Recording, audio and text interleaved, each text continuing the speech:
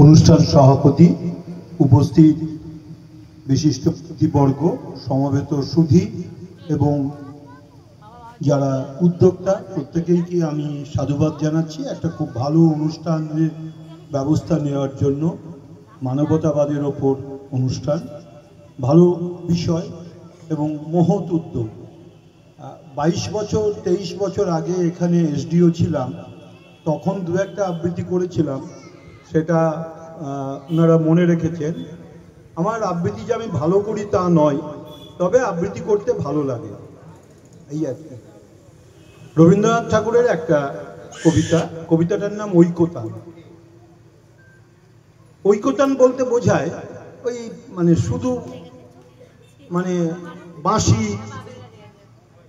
ঢাক, ঢোল সব মিলিয়ে যে শব্দটা হয়, কোনো পার্টিকুলার একটা শব্দ নয়, সব মিলিয়ে যেটা হচ্ছে তাকেই ঐকতান বলে। এটা রবীন্দ্রনাথ ঠাকুর কবিতাটা লিখেছিলেন মৃত্যুর মাত্র 6 মাস আগে, মারা যাবার 6 মাস আগে কবিতাটা লিখেছিলেন 79.5 বছর বয়সে।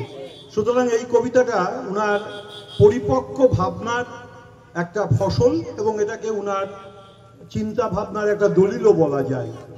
উনি অনেক সম্মান পেয়েছেন, নোবেল পুরস্কার পেয়েছেন, কিন্তু ওনার জীবনে অনেক দুঃখ ছিল।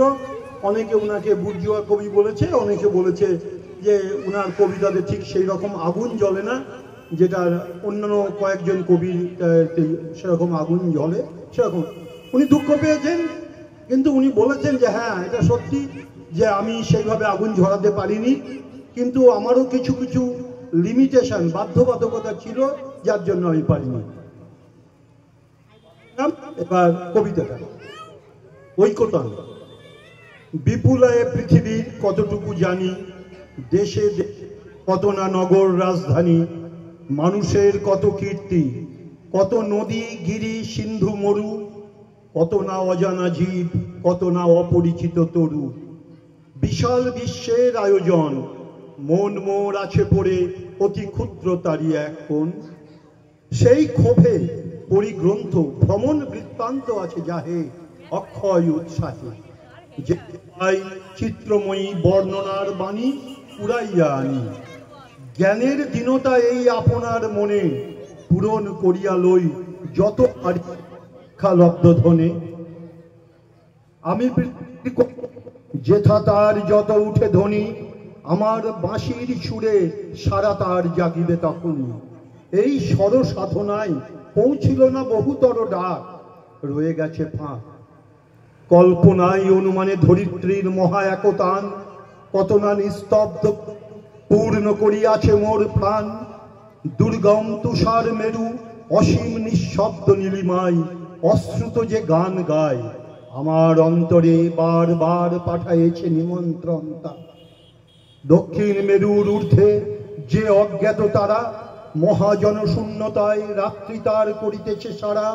সে আমার অর্ধরাত্রে অনিমেষ চোখে অনিদ্রা করেছে স্পর্শ অপূর্ব আলোকে। সুদূরের মহাপ্লাবী প্রচণ্ড নির্ঝর, মনের গহনে মোর পাঠায়েছে স্বর। তা সবার সাথে আছে মোর একমাত্র যোগ, সঙ্গ পাই সবাকার, লাভ করি আনন্দের ভোগ।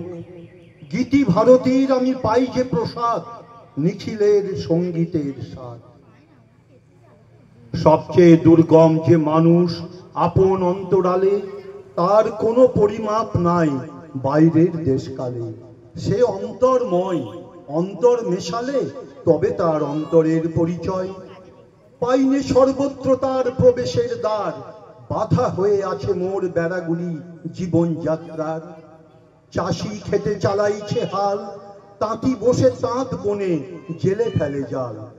বহু দূর প্রসারিত এদের বিচিত্র কর্মভার, তারই পরে ভর দিয়ে চলিতেছে সমস্ত সংসার। অতি ক্ষুদ্র অংশে তার সম্মানের চির নির্বাসনে, সমাজের উচ্চ মঞ্চে বসেছি সংকীর্ণ বাতায়নে। মাঝে মাঝে গেছি আমি ওপাড়ার প্রাঙ্গণের ধারে, ভিতরে প্রবেশ করি সে শক্তি ছিল না একেবারে। জীবনে জীবন যোগ করা, না হলে কৃত্রিম পণ্য ব্যর্থ হয় গানের পসরা। তাই আমি মেনে নিই সে নিন্দার কথা, আমার সুরের অপূর্ণতা আমার কবিতা জানি আমি, গেলেও বিচিত্র পথে হয় নাই সে সর্বত্রগামী। কৃষাণের জীবনের শরিক যে জন, কর্মে ও কথায় সত্য আত্মীয়তা করেছে অর্জন। যে আছে মাটির কাছাকাছি, সে কবির বাণী লাগি কান পেতে আছি। সাহিত্যের আনন্দের ভোজে নিজে যা পারিনি দিতে, নিত্য আমি থাকি তার খোঁজে। সেটা সত্য হোক, শুধু ভঙ্গি দিয়ে যেন না ভোলাই চোখ। সত্য মূল্য না দিয়েই সাহিত্যের খ্যাতি করা চুরি। ভালো নয়, ভালো নয়, নকল সে শৌখিন মজদুরি। এসো কবি, অক্ষরজনের মর্মের বেদনা তুমি করিও উদ্ধার। প্রাণহীন এদেশেতে গানহীন যেথা চারিধার। অবজ্ঞার তাপে শুষ্ক নিরানন্দময় মরুভূমি রসে পূর্ণ করে দাও তুমি। তুমি থাকো তাহাদের জ্ঞাতি, তোমার খ্যাতিতে পাই যেন তারা আপনার খ্যাতি। মুখ যারা দুঃখে সুখে, নতশির স্তব্ধ যারা বিশ্বের সম্মুখে। ওগো গুণী, কাছে থেকে দূরে যারা, তাহাদের বাণী যেন শুনি। আমি বারংবার তোমারে করিব নমস্কার।